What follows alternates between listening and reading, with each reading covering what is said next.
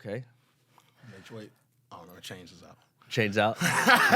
Gotta get the chain out. Gotta show the gold and the diamonds, you feel me? There you go. Look at you, dude. Okay. You know what I'm saying? Let these niggas don't shine it. No, There you go. You gotta let them know. Someone's gotta let them know. someone has to let them know, man. Someone has to let them know, man. What's up, brother?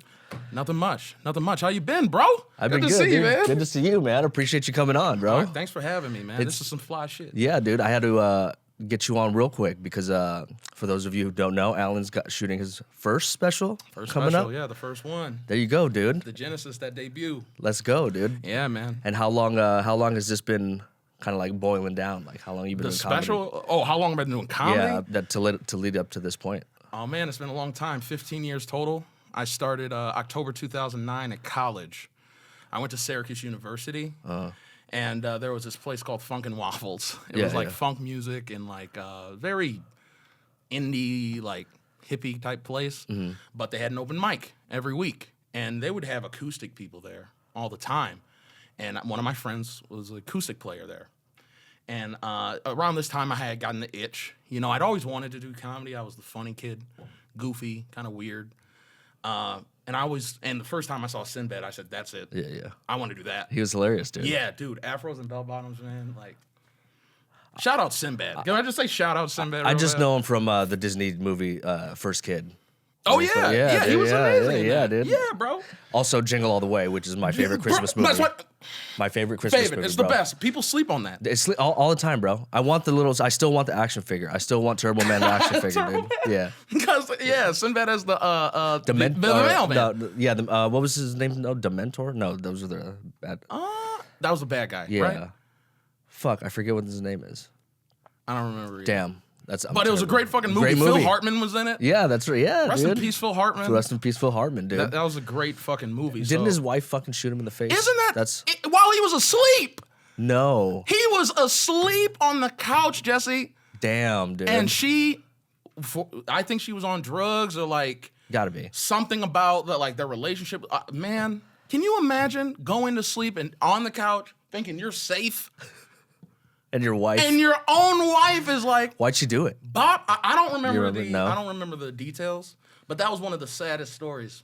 Sorry, I know, sweat a lot. No, that was one of the saddest stories I remember because he was such a funny guy. Yeah. I don't know him as a person. He seemed nice. Mm-hmm.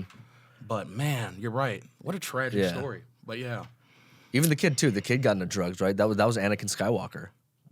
Was it? Yeah, I think so. Was it?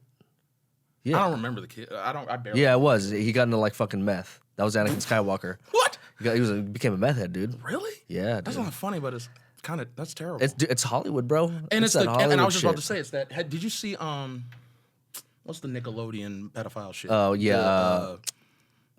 Quiet on Set. Yes. Yeah, Dan Schneider. Yeah, Quiet on Set, and that whole like kid actors. I didn't realize it was like that. Bro, it'd be For happening, real. bro. Like the how they're assaulted and like It's crazy. controlled and like their parents use them to whatever. You know what I mean? That's the saddest thing to me is when Yeah, bro. parents are like knowingly like pushing that shit. Do you want me to open the window and leave the window open? No. Are you sure? Sorry. Yeah, I should have taken. I have sweat pills that I didn't take. Do you have hyperhidrosis?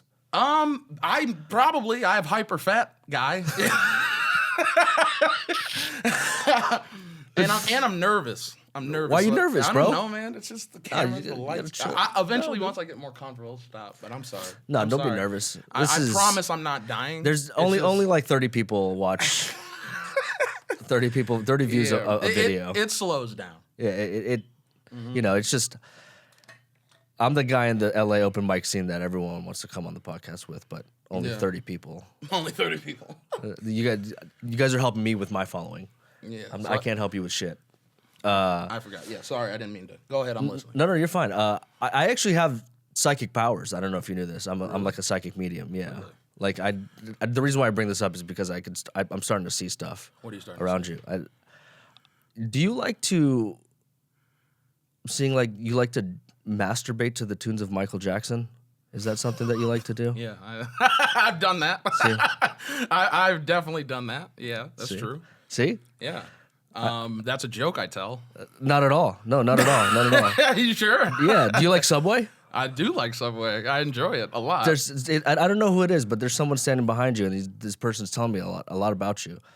someone behind yeah, me. Yeah. It's like an entity or something like that. Like I think So you know John Edwards, the psychic medium who used to have a show back in the day. No. Well, he's a psychic medium and he did a podcast here, and I think I picked up on his powers. Oh, okay. Because I heard you like to you climax quickly, don't you? Like it's interesting. See how I stuttered because I'm embarrassed? But yeah, yes. We all do it. Yeah. Alan, we all do it. Yes.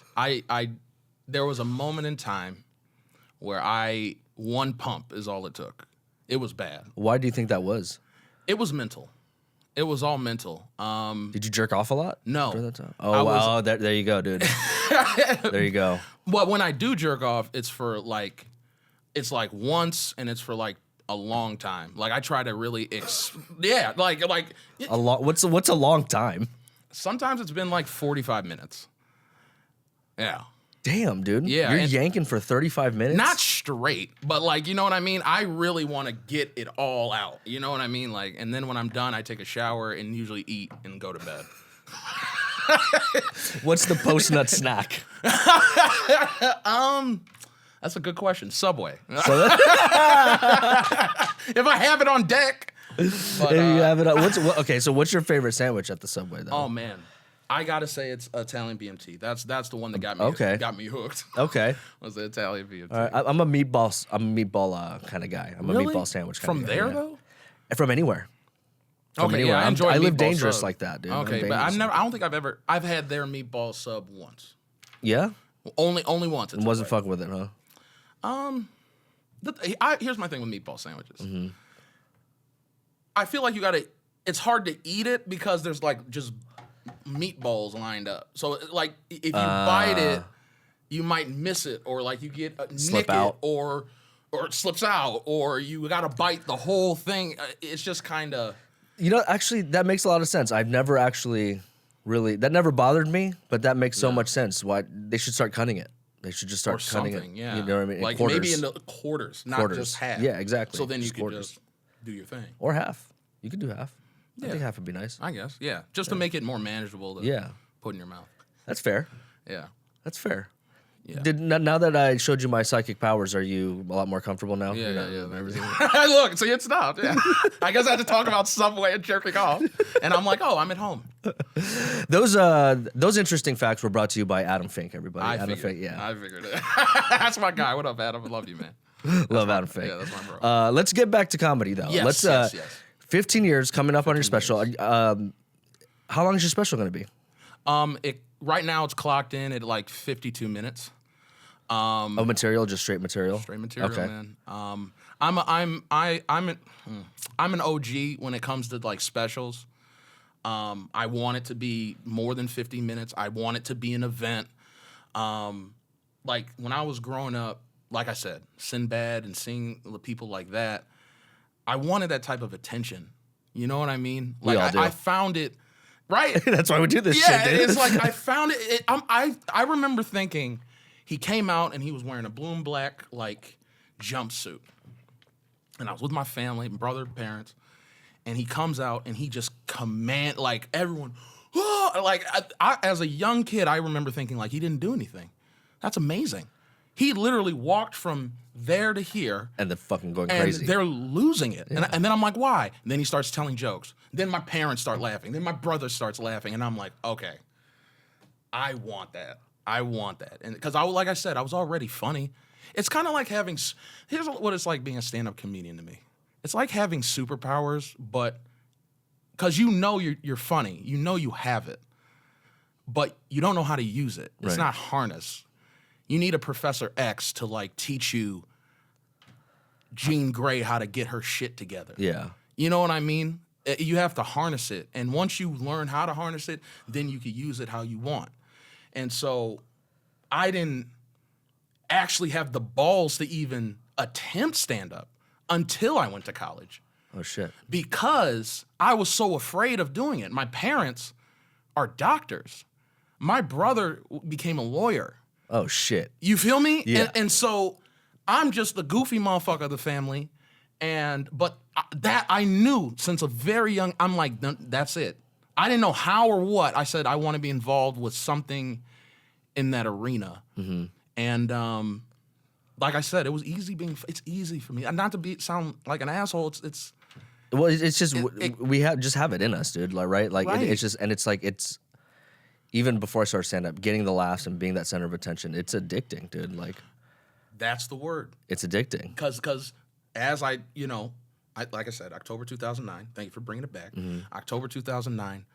I had this itch, man. I was a freshman in college then. Okay. So my brother had already gone to college. He's 3 years older than me. He was telling me stories about, and we were good kids. We didn't like drink or do anything crazy, but he told me stories like, oh, I got drunk the other night, and I'm young, so I'm like, oh, you did, and you're alive, and you're fine. You know what I mean? Like, you know what I'm saying? So I'm like, maybe college is when I try the crazy thing. Because doing stand-up at that time was crazy. Like, how do I make money from it? How do you get into it? All of those, it was craziness. So I was like, fuck it. And if it doesn't work, I'm going out. I'm from Michigan. I'm going out of state. If I bomb and they're like, who the fuck is this nigga? You don't know me, motherfucker. Like, you can't tell my friends back home. You can't hit up my boy that I grew up with talking about, yo, you should have seen this motherfucker bomb. Like, he was talking about some bull. Like, so I was like, all right, let me just go ahead and try it. And that's the first hit, because as soon as I got that first laugh, something changed. Yep. And you just get hooked. You just get hooked. And I was so insecure at the time. I did like 3 minutes. I don't even remember what my set was about. It was probably trash. You know, I was 18. Yeah. You know what I mean? Yeah. What do you have to talk about at 18, dude? Especially I'm from the suburbs. Yeah. You know, I'd never been through anything serious, and I'm a virgin at that time. Like, you know what I'm saying? Like, I didn't know what to talk about. Come quick, though. Not then. Not then? Not then. That's right. It was later. It was later. Damn. That happened later. When we get back to that, I will explain that. We will get back to 15 years later, after doing your first open mic, what's in your special, what is your oldest joke that you have? In my current? In the special I'm taking?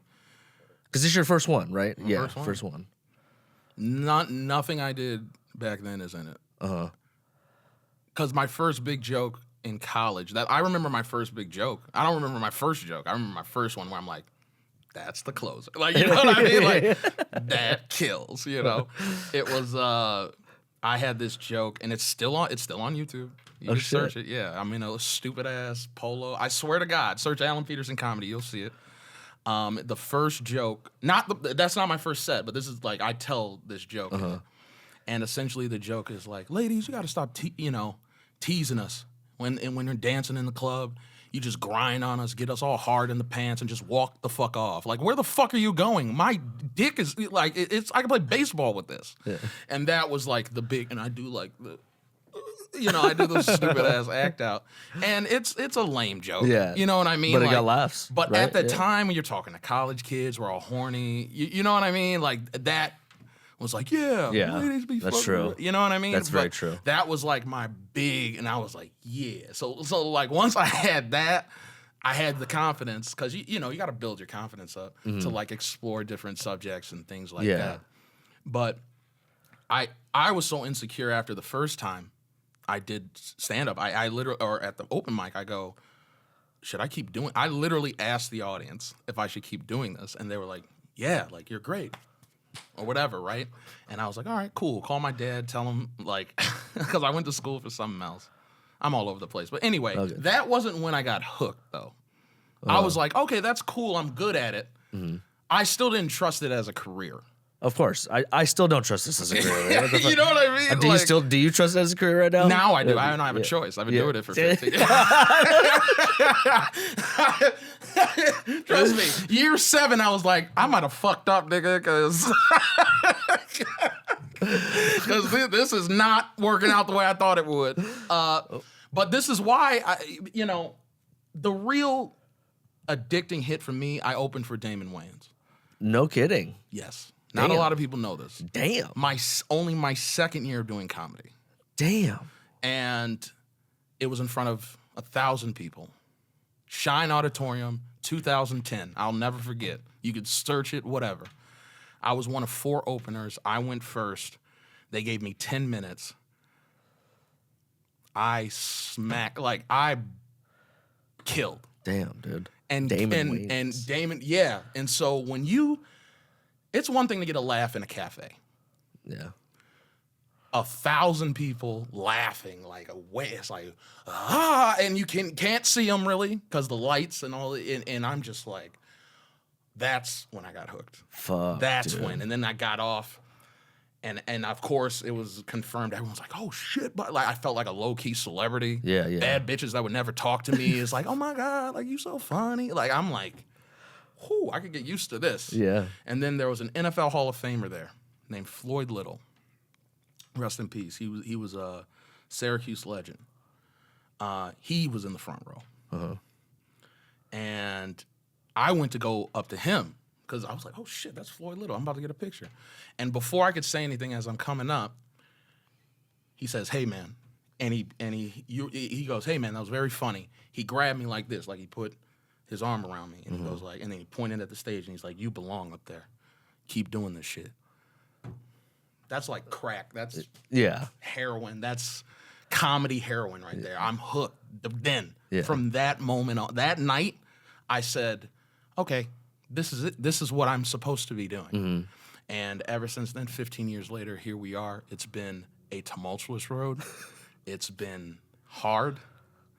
I've wanted to quit several times, cried a lot, lost friends, gotten beefs with family. Like, this game is serious. Yeah. As much as we're funny, there's a lot of shit that comes with this shit. You know what I mean? What keeps you going after 15 years of still doing this? My why, my purpose. I think being funny and doing this shit is my purpose. I'm not a really religious guy, and I talk about that in my special, but I do believe purpose. Like, I do believe I'm here for a reason, and I'm also very ambitious. So I think, because everything that led me here now makes sense. Now it does, because things are starting to fall into place. Like, that's why it feels right that I'm doing the special now, because I'm mentally ready. I'm emotionally ready. I got a solid team. I love them to death. You know what I'm saying? And by team, I mean friends, really. Friends like Adam. You know what I mean? And I can list all of them, you know. Steve Darby, Adam Fink, Scott Seven, Miranda Perry, Michael Rowley, Bishop Woodley, Moises Garcia. And how are these people helping you? And they're all producing and have a hand in my special. Like, and they're so behind it. Like, you know what I mean? The love is so real, and it's like, okay, that's how I know it's time. You know what I'm saying? And if I forgot anybody, I'm sorry, but it's time. You know what I'm saying? yeah. So for someone who may want to shoot their first special coming up soon, although you still got to shoot it and you're a week away, what are some of the things that you could tell someone and how to prepare for doing what you're doing, basically getting ready for their first special? I would say you utilize every resource. About everyone I named, minus 2 of them, are all comedians themselves.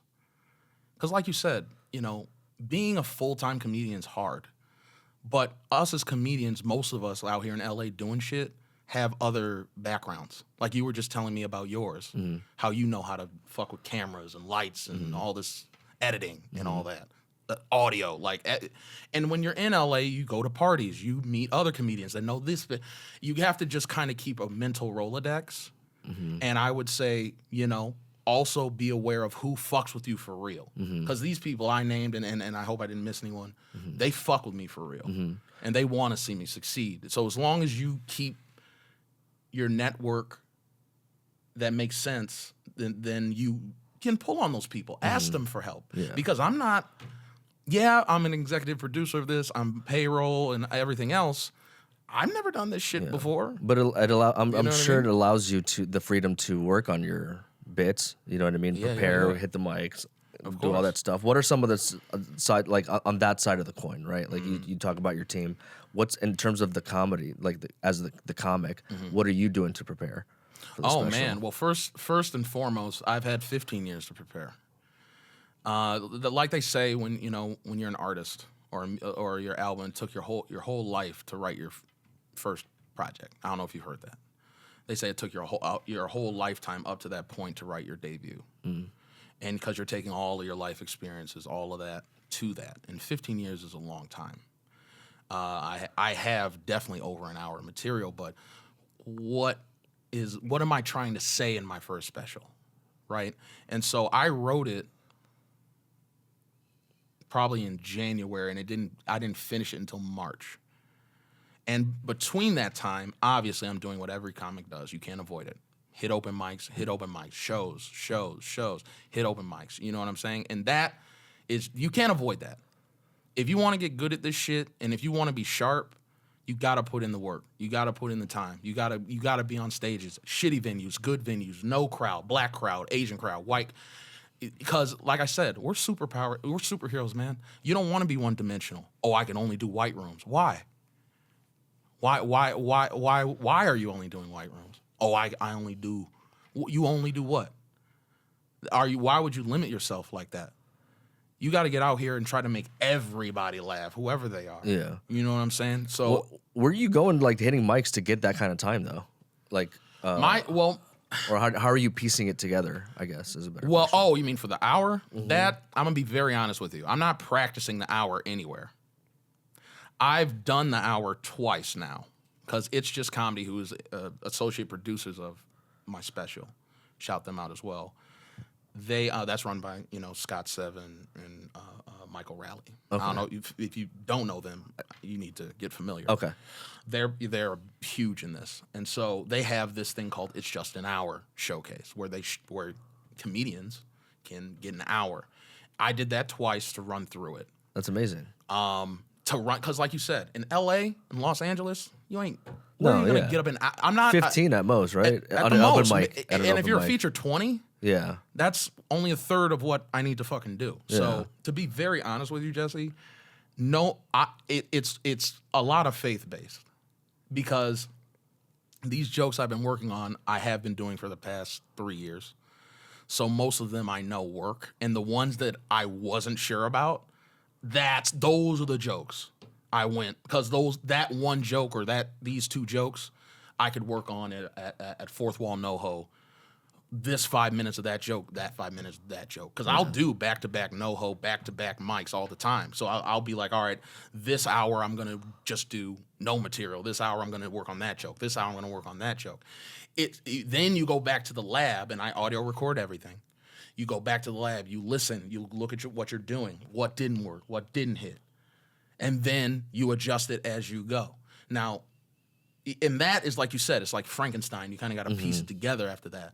But in terms of doing it, start the time, end of the hour, that's at the crib, man. Dead ass at the crib. I have a studio apartment. I'm there in my drawers, holding a pen, video recording me, audio recording me, and go. And I come out, and it's silent, and it's very weird that way. But I've done it all the way. But you have to know how that feels. Yeah. Because you have to know how that feels. You can't be like, all right, 5, and then I'm gonna do 5. Nah, you need to feel that. And you're doing it by yourself for a whole hour? Fuck, man. And I'm doing 2 shows for the special, so I'm doing a 7:30 and a 9:30.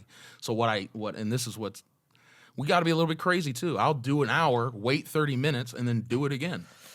No one's there. I'm sure that 15 years, that's so just like natural for you to now go, it is after practice, but I'm not gonna lie to you. When I've lived in LA for 9 years, I just recently before this was doing 20, 30 minutes. You know what I mean? And to double that, it feels different. Because, like, you actually think to yourself as you're doing it, like, oh, shit, like, I still have more shit. Like I'm at this joke. I still have whatever, excuse me, like 4 to 8, I don't know, jokes left, you know? Yeah. And but you feel that. But I don't feel it now because I worked out the kinks and done all of that. But also, I don't want people to see my hour until it makes them come to the show. Yeah, 100%. You know what I mean? Be there. I'll be there. My man. Hell yeah. Thank you. Of course, bro. Of course. Yeah. So it's interesting. All of this is a learning experience. But like I said, even though it's a learning experience, things are still moving along. They're still happening, and that's what feels right. It just feels right. When do you think, throughout the 15 years, when do you think you were ready to maybe do a special? Or is this the only time throughout your career where you're just like, this is it? You didn't feel like you could have done it any earlier? I absolutely think I could have. Yeah. And what were some of the things that were kind of stopping you back then? Life. Here's the thing. It's very hard, and you're probably like 15 years, and you're just doing your first. But like, where have you been? No. Yeah, You're right. I'm projecting. But what I'm saying is, there have been people that have approached me like, I never heard of you. 10 years. Damn. What the? Yeah. No. Yeah. For real. They're like, bro, what the fuck have you been doing? What the fuck? You know what I'm saying? And that hurts. Yeah. That hurts because it makes you look at like your career and your choices, and you're like, why hasn't he heard of me? Why hasn't she heard of me? And everyone has their own path. Not everyone's gonna blow up right away. 100%. As cliche as that sounds, but like you have to work at your own pace. Plus, people forget I'm a human.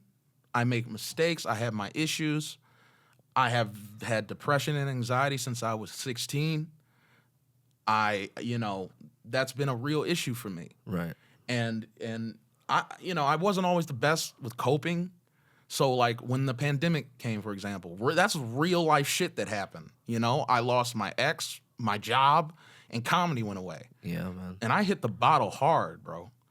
Hard, like. So you're a drinker? You like? Yeah, well, not as much. Yeah. But I had to get my shit together. But that's what I'm saying. Like people don't understand.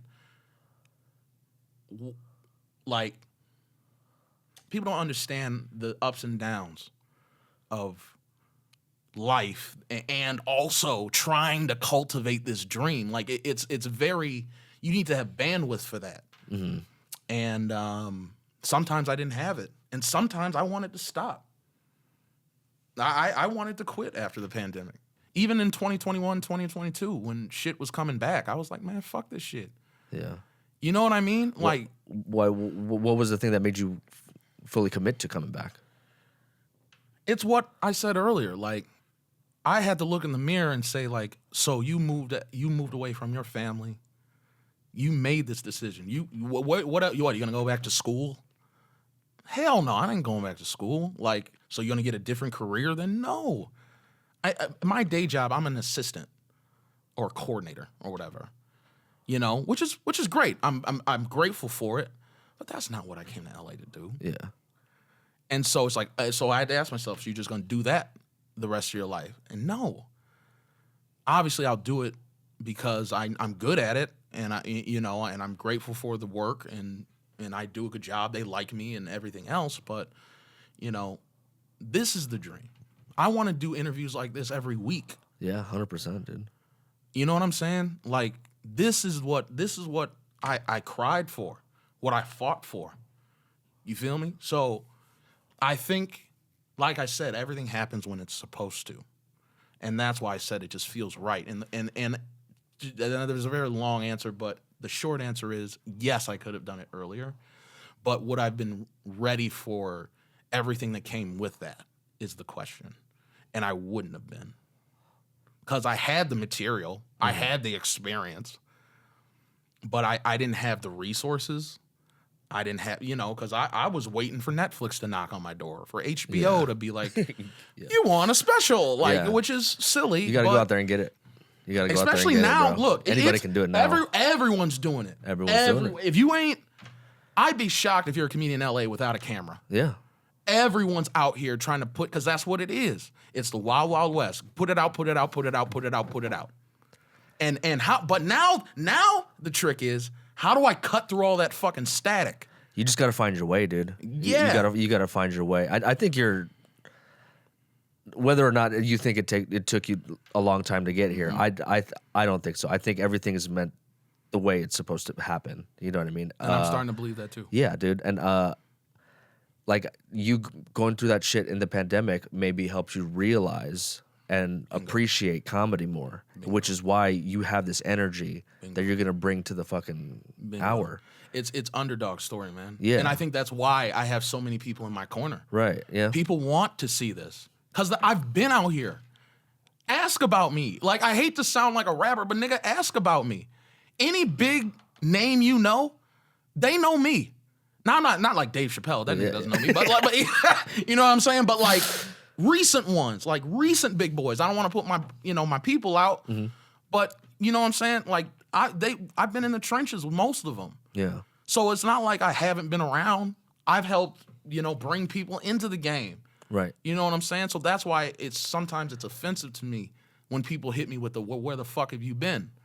It's like, all right, well, May 18th, you'll find out where the fuck I've been. That shit fires me up, bro. I don't know how it makes you feel, but that kind of shit fires me the fuck up. And that's what I'm saying. I'm ready. Yeah. I'm ready. Like, that's why I said this is what the universe of God wanted. He prepped me. It prepped me. Mm-hmm. Like, when you go through shit, the shit I've been through, you ain't scared of shit. Yeah. Yeah. Like, bombing, I ain't scared of that. Like, your opinion, I don't give a fuck. You know what I'm saying? Like, I earned this. Yeah. I put in that work, and you guys are going to see it. Yeah. And then everyone will say, oh, that's where he's been. Yeah. Working my ass off, man. Yeah. I'm not going to not get this dream. Fuck that. Yeah. I worked too hard, and I've come too far to turn back. You feel me? Yeah. And so, as a new comedian, I know the whole point of the show is to talk about teaching you comedy, but you really teach yourself if you think about it. I can give you all of the advice in the world, but you have to go through it. You have to feel that. You have to feel loss. You have to feel victory. You have to feel a nigga talking shit. You got to get finessed to be able to finesse. You see what I'm saying? Yeah. So my advice to you is to just don't forget the essence. Before I go on stage, I always say, remember why you're doing this shit. I was just telling a homie recently, a comedian homie, I said, don't forget your why. And I heard it from Deion Sanders. Mm. So shout out Deion Sanders. He was saying, if you don't have a why, I don't want you on my team. Why are you here? Why do you want to play football? Why do you want to podcast? Why do you want to be on the stage? Why do you want to make people laugh? That has to be your why. And once you know your why, whatever it is, I don't care what it is, once you know that you have to keep that. Yeah. Because out there, the mics and the shows and society and life, they don't give a fuck about your why. But you need to. That's is what's going to keep you going. Because as soon as you say, "Why am I doing this?" and you don't have an answer, then why are you? Then stop. You know what I mean? Yeah. I don't know if that makes any sense. No, it definitely does. What is your why? My why. The reason I do this is because I genuinely feel my purpose is to bring joy and laughter and bring people together through laughter, right? I feel like my purpose is to entertain. It's something I naturally know how to do. I've been in musicals. I've done school plays. It's something that is just easy. Here's how I like to, and once again, I hate to sound cocky or whatever, but it's just, that's how I feel. If Michael Jordan, the game came easy to him once he got to a certain height and everything. He just saw the game differently. It was easier. It slowed down, right? Because he has some natural ability plus work ethic. Right. And you probably feel the same way. Being funny is just natural to you. But honing it and becoming proficient at it, as Tom Segura would say, that is the work. That's the work part. You see what I'm saying? Yeah. So the purpose is in you. Your purpose is to be funny, but what are you going to do with, like, are you just going to be funny guy at the truck station, or are you going to hone your shit? And how are you going to use it? Yeah. So my why is to spread laughter. That's my why, to be a vessel of laughter. Yeah. By whether it's skits, podcasts, stand-up, movies, whatever. Do you write TV shows or skits or anything like that? Movies? I've dabbled. Actually, I just finished. I just wrapped a movie that I'm in. Independent film by a fantastic writer-director, Will Sterling. Shout out to him. You acted in it? Yeah. There you go. Excuse me. And that was a great experience. I've also I did a music video, a parody with Tom Arnold. No shit. Yeah. Hell yeah. Called Big Wasabi is what it's called. And the story behind that is there's another comedian, Sasha Boggs. shout out Sasha Boggs. She wanted me to do a rap parody video for her.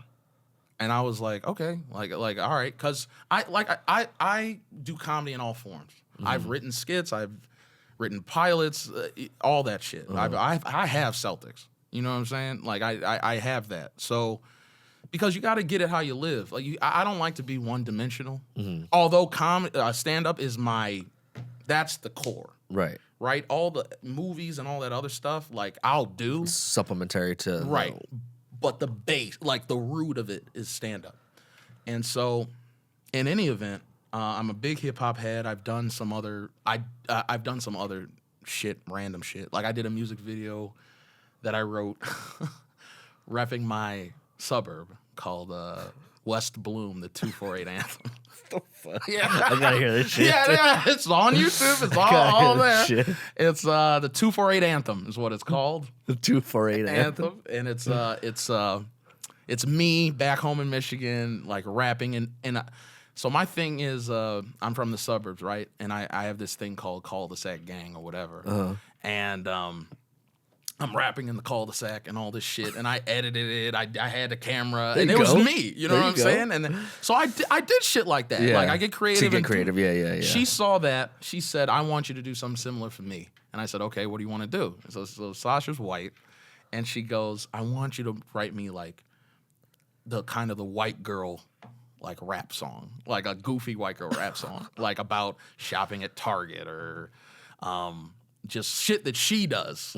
And she's like, I'm like, okay. And she's like, by the way, my rap name is Lil Sushi. That's what I want my rap name to be. And I go, why is it Lil Sushi? And she says, I looked up somewhere that, and that's the whitest thing you could open with. I looked up somewhere.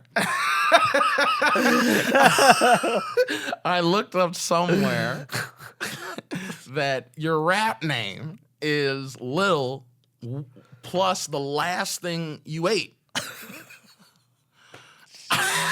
And so it's Lil Sushi. And I'm like, girl, you wild as hell. But I'm with it, though. Yeah. I'm like, I'll do it because she's good people and she's funny.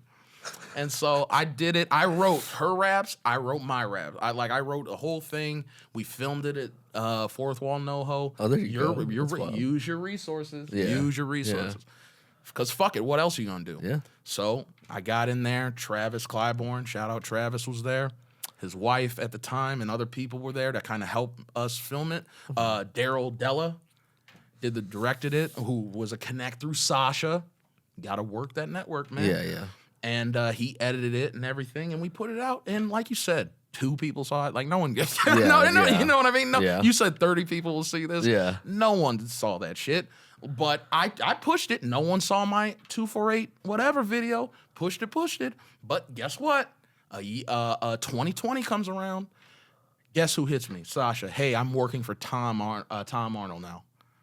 Okay? He wants you to do the same shit you did for me. Yeah. And he wants to call it Big Wasabi. Damn. That's crazy. And so I wrote his rap. It's still up. I wrote his rap. I wrote her rap. And I'm on the chorus. Yeah. That's wild. And Daryl did the he edited, directed it again. We put it out once again. No one fucking saw it. But that's just the name of the game, dude. You're that's build, the name of the like game. you said, you put it out there. Yeah. You build your catalog. Because guess what? As soon as Jesse becomes, Jesse, Tugas, Jesse's in this motherfucker. Guess what? They're gonna look at all of these interviews, all of the shit you had, all that work, all that shit you thought was gonna be like for nothing. Then it's gonna start to reap rewards. So I'm okay, fine. No one saw that, fine. That's okay. Yeah. Because once this special drops, I promise you'll see it. Yeah. I promise. Well, you obviously talked about it, but what is the goal? What is the goal of the special for the special? For the special? Yeah. Oh man, I'm glad you asked that. That's a good question. It's to introduce myself to the game. Because it's to tell my story. Right? Because you know me. I mean, we're fairly new friends. Right. So you know me. Adam knows me very well, and other people know me very well, but the world doesn't. The people might have been thinking I've just been bullshitting this whole time. So my goal is not to set the record straight, just to tell you who I am, where I'm from, The big not the problem, but the big thing for me growing up was being a black guy in the suburbs and not getting respect from black or white people in terms of my blackness. They would say, "Oh, you're white," you know, like I would hear that from everybody, and that fucked with me for a long time. But I learned that I could be my own type of black, right? And it also made me look at where I'm from and why people are saying that. I don't want to give away too much on my special, but it's my story literally from where I'm from, growing up, and then coming out here and getting to this point. It's a cohesive, overarching special. It's not just a bunch of one-liners. It's not just a bunch of, I didn't take all of my greatest hits and then just put it in a thing. I literally said, I'm going to tell a story, and I'm going to tell my story. So it's like, hello world, this is me, Alan Gerard Peterson, the suburban hooligan. That will all make sense once you see the special. I love it, dude. That's what it's about. And it's hard to work on shit like that in LA. That's long form, as they call long form, because it takes a bit more setup to get to the punch. You know what I mean? Because when you're doing LA mics, you have, 3 to 5 minutes? Yeah. So you got to get to it. The laughs exactly. got to come. True. And that's one thing I had to get used to when I was practicing my hour. Is not getting the laughs. It's just because you're like, uh-oh, they're not laughing right now. They're not with me, But what I learned is silence isn't always bad. Silence means they're listening too. Exactly, yeah. 100%. And so you got to be able to sit in that silence. Even if you say a joke that doesn't hit, you got to be able to sit in that silence. Silence is your friend, not your enemy. Yeah. So that was hard because I was going to practice 20 minutes of the hour. And I was on 5-10 minute set pace. So I was, by the time I thought my 20 minutes was done, I'm like, all right, how much time do I got left? They said 10 minutes. I went through so-called 20 minutes in 10 because I was just... Damn. Because that's what I was used to. Damn. So I had to really learn for the special to... pacing's a thing. Right, absolutely, yeah. You know what absolutely. I mean? So you gotta... Whoa, you have an hour, man. Yeah. Take your time. Take your time. Take your time. Take your time. You don't have to get joke to joke to joke to joke. Right. Have you seen Brian Simpson's special?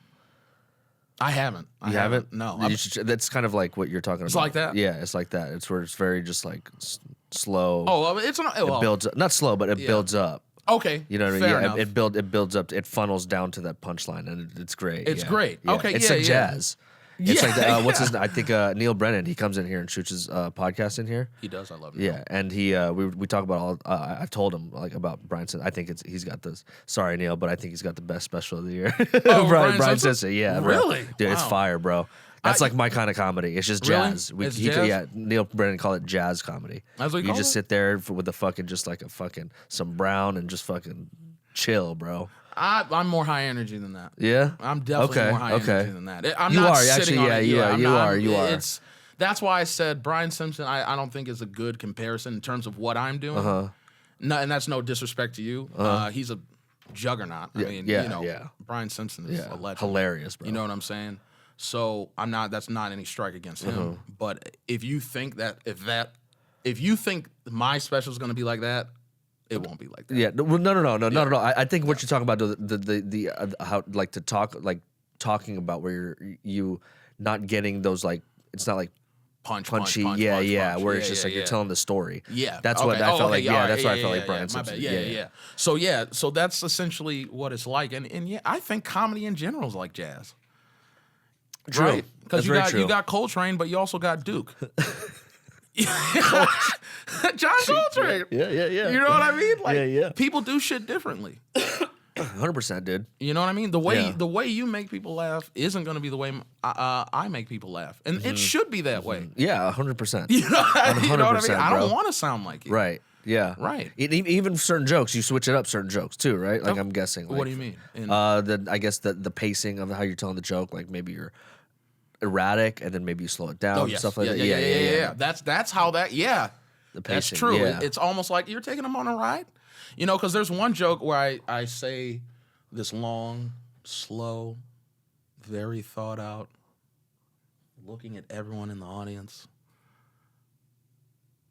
so I could really get to the bottom of it. Yeah. But then the bitch, Yeah. and then woo, woo, woo, woo. So it's just like that. Yeah. Just like that. Just like that. Yeah. Like a roller coaster. Yeah. There you go, Just like dude. that. A roller coaster on the way to Subway. Yeah. For sure. Are you gonna do Subway after the special? You gonna fucking celebrate Subway? some Subway? You know what? We should, dude. I didn't Late think night of that. Subway. I didn't think of that, but maybe we should. Late night Subway, That- bro. yeah, the worst kind of Subway. The 24-hour Subway. That's nasty, bro. That's ghetto. But I indulge in fucking some late night Subway. I do like course. it, yeah, dude. When I used to live in Hollywood, there was one right down the street, always. And then when I lived in San Francisco, same thing, just fucking late night Subway, dude. Yeah, look. So I'm from the Midwest. We don't poo-poo Subway. I didn't hear niggas be like, "Oh, Subway," until I came out here. For real? I swear to God, people talk shit about Chili's here. Subway. Well, Chili's is gross.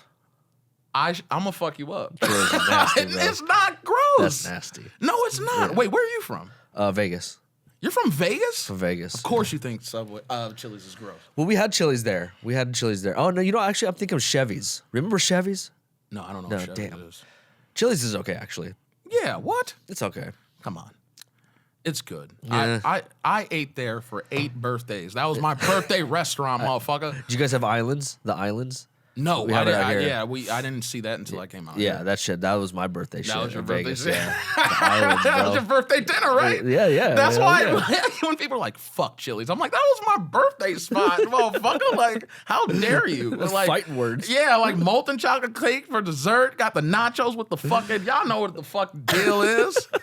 Get the boneless Buffalo Boys with the fries on it. Come Bro, on, you make man. me hungry, man. That's what I'm saying. Buffalo Wild Wings? You fuck with Buffalo Of Wild course, Wings? The B-dubs, bro. B-dubs. Dude, that was a little thing in high school. They're like, "Oh, we're going to B." That's what they B-dubs. say. For real? Yeah, in high school. How old they'd be are like, you? I'm 32. 32? How old are Okay, you? 34. Okay, we're on the same. Yeah. But we call it B-dubs. That's where that was the spot, Yeah, bro. that was it, And then in your 20s, that's where you go for fucking NBA playoffs. Yep, yeah. So you know about that. Bro, and we were going at the time during the Lakers and Celtics back in Celtics had like Paul Pierce, Ray Allen, Kevin Garnett, and then the Lakers had Kobe, Lamar Odom. man. Like during those times, bro. That shit was fun. Yeah. At the B-dubs, classic B-dubs. B-dubs, Just man. showed up fucking stoned. Are you a smoker? Yeah. Yeah? Actually, yeah, that's what my vape was on. My vape you smoke weed? is a nicotine. Yeah. Oh, for real? Nah, it's weed. Oh shit, I didn't know that. Yeah. We'll light one up after this, bro. All right. All right, shit. Say less. Yeah, no, I'm with that. Yeah, no, I smoke. I actually smoke more than I drink now. Yeah, me too. I same thing with you. I got really heavy into the bottle during the pandemic, bro. Like me and my girl would go out and get like fucking boxes of wine, type shit. Yeah, man. And Just to get through it. Just to get through it, man. dude, it was wild how like you just picked that up and it seems like it's okay because everyone was doing Everyone. it. I Everyone would go was on a getting Zoom fucked call, up. bro, at like 10 a.m. Everyone be getting litty, bro. Everyone. Yeah, dude. Everyone. And that's why, because I already was drinking too much before the pandemic. yeah. And that's why I That's said, true. but I was able to like still manage it. And not that I couldn't manage it during the pandemic, but it got to a dangerous point. Yeah. In terms of like my health and just, it was too much. And I even had to go to group for a little bit to like get straight. So, Damn. because I was really I was so dead on the inside after all of the shit had left. Yeah. You know what I mean? And that was my only. That was my Outlet? Not outlet. I would say Band-Aid. Oh, okay. Yeah, something, it made it hurt less. Yeah. But to the detriment of I wasn't the same person. I was a zombie, and I was still smoking. So imagine drinking a ton and All blowing day. down like God damn. I'm walking around this motherfucker like people like With the mask on? Yeah, like like I'm walking around this motherfucker like no one's home. You know what I'm saying? And Yeah, so bro, I feel that. yeah, and it was bad. And so my family was worried, my friends were worried, and so I had to get my shit together. And thank God I was able to. Good for you, Climb dude. up Because out that's of that. hard, bro. I know a lot of Bro. people still struggle with it, man. I still, I handle it now. I'm not nearly as bad as I was back then, but I still, you know, if I have a fucked up day, I'm thinking about a liquor store. Yeah, You know I'll drink, but I don't get drunk. Good that's, for you. Yeah, that's my thing. Like, which is the first time I'm able to fucking handle it, bro. Because, you know, growing up from Vegas, like I was just born to party. You know what I mean? Like, Vegas. I can't fucking, like, I was always that person where, okay, I'll just have one, and I'd always just fucking get drunk because I just couldn't stop. Yeah. Even when I'm fucked up, and I'm just like, all right, dude, I just gotta keep drinking. Fuck it, we'll power through this, dude. I'll puke or something. We'll power through it. Yeah. But like, I think it was just been this year where I finally figured out. I was just like, all right, I'll just have a couple beers and just chill. That's all I need. Yeah. I don't need 6. Yeah, because I'm a smoker now. Like, not now, but like, it's just something I prefer it. You know what I mean? Although I am about to turn 35, so I do think it's time. No, to stop, right? To stop. Yeah. I'm on the same wave, man. Because 35 is like too much. I'm on the same wave. I turned 30, and I was just like, okay, I'll stop, and I'm 30. I'll stop when I'm 32. No. But like, I do like 35 is like. I might have to stop because it does slow you down a bit. It does. And you know, like you said, when you get older, it's like, all right, I did that. Yeah. There's something that just comes over you that's just like, you know what, I'm good. Yeah. You know what I mean? So that's good for you too. Yeah, dude. It took a lot of work, man. It took a lot of work. And it still does. You know what I mean? Like, I'm not perfect. Sometimes I'll go fucking, like, there'll be weeks where I just go crazy sometimes with the weed. And then sometimes where I just only smoke at night. So, right. And I get that. I have to put it down sometimes too. I'd stop for a week or like whatever. Yeah. Oh, I don't stop. This train keeps going, baby. I don't stop, bro. Nah, fuck that. Where's the perks? The Zanny bars. Where the bars at? Put it in the lean. Got that walk. Dude. Get crazy with it, bro. Yeah, nah. Oh, man.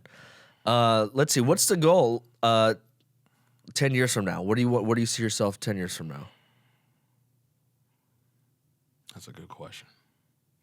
And and the reason it's taking me a second is just because I've been thinking about this special and that's all that's been on my mind. But I want to have a very thoughtful answer. 10 years from now, it's very simple. I'm gonna tell you what I want, or where I see myself, or what I want. Both. I see myself and want to have do comedy full time.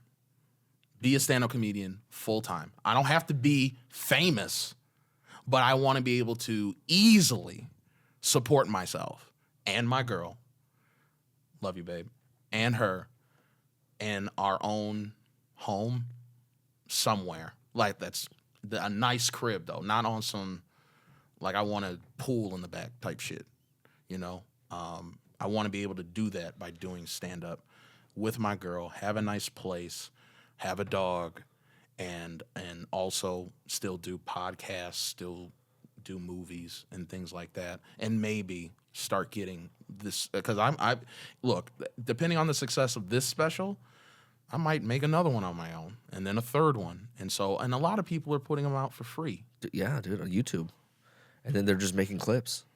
And going viral on the TikTok and viral, and then they get gigs off that, and they eat off that, for real. Yeah. And so I'm just gonna be one of those guys. I want to be at least in 10 years, at the least, I want a crib with my girl, dog, making a good amount of money where I'm not stressed about bills. We could travel when we need to, not to like Dubai every week, but you know what I mean. Like, money's not an issue, right? And that I could pretty much move how I want to move. Now, if I'm rich, like if I become Kevin Hart in 10 years, I'll take that too. But that's not necessarily the end goal. The end goal is just, all right, so my dream has changed. When I first got into this, nigga, Kevin Hart, I'm out here, gold me, woo, woo, woo, like, which is good. You need that energy. But now that everyone can do this, and you could really make your own bag quietly. Yeah, 100%. You know what I mean? Yeah, for sure. Like there's a lot of rich, non-famous people walking around this motherfucker. And I don't mind being that. Like, if you know me, great. If you don't, I don't give a fuck. I'm still going to pull up in a Phantom. You know what I mean? That, I want that type of comfort and peace of mind, and just put out comedy that I'm proud of. Yeah. And if in 10 years I can do that, then I dream accomplished. What I set out here for when I stepped on that stage, when I stepped on that stage in 2009, I could sit back and say, okay, I did it. I did it. Yeah. That's success to me. And I think for any comic new, I think that's a big thing. Not everyone can be Dave Chappelle. Not everyone can be Chris Rock. You should strive for that. Absolutely. Abso-fucking-lutely. Go for it. Shoot for everything. I'm a big proponent of fuck it. Do it. If you can do it, do it. But I don't the fear or not even fear. I think you also need to manage expectations. There can only be the one. And I don't mind being two. You know what I mean? Because guess what? If you think Dave Chappelle is one, who's two? Patrice O'Neal. I'm cool being a Patrice O'Neal. Yeah, I'll be alive. Hopefully I'm alive.